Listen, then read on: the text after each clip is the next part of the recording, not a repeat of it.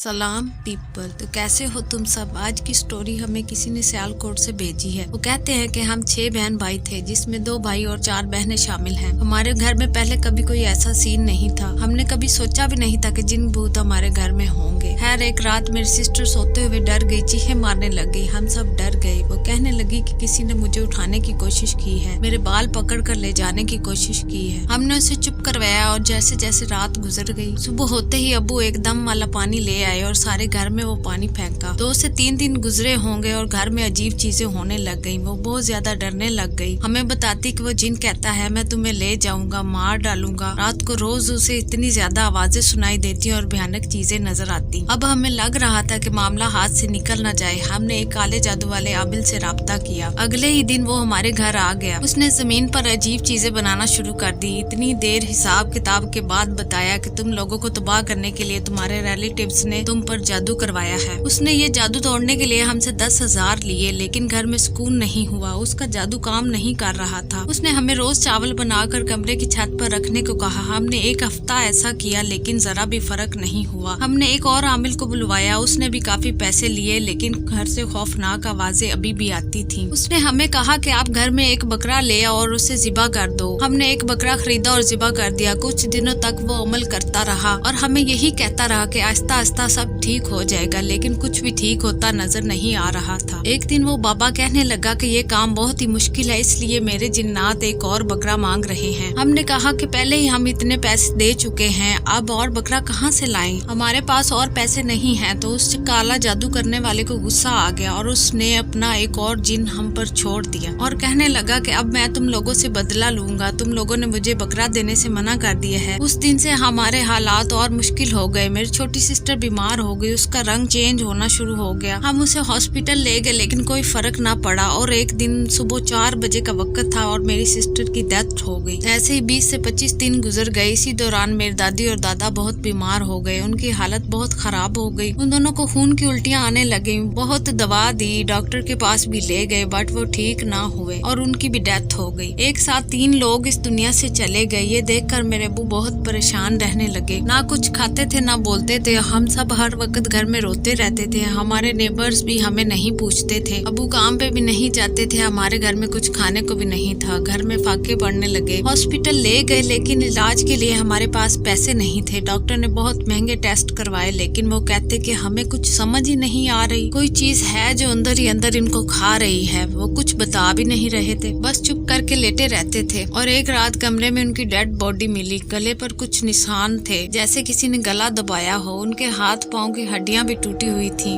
हमारी तो जैसे दुनिया ही उजड़ गई हो। हमने वो घर छोड़ दिया और कराची चले गए। और वहाँ हमें एक बाबा जी मिले। हमने उन्हें सब कुछ बताया। उन्होंने बस एक बार दम किया, वो पानी दिया। हमने वो पानी लेकर घर के तमाम कोनों में फेंक दिया। सब कुछ ठीक हो गया। हमारे घर के हालात बेहतर होने लगे। तो ये थी आज की हमारी स्टोरी। अगर आप में से किसी के साथ भी ऐसा कोई जिन भूत वाला वाकया हुआ है तो मुझे इस पर मेल कर दो। तो मिलते हैं मेरे नेक्स्ट वीडियो में एक नई स्टोरी के साथ। Good bye.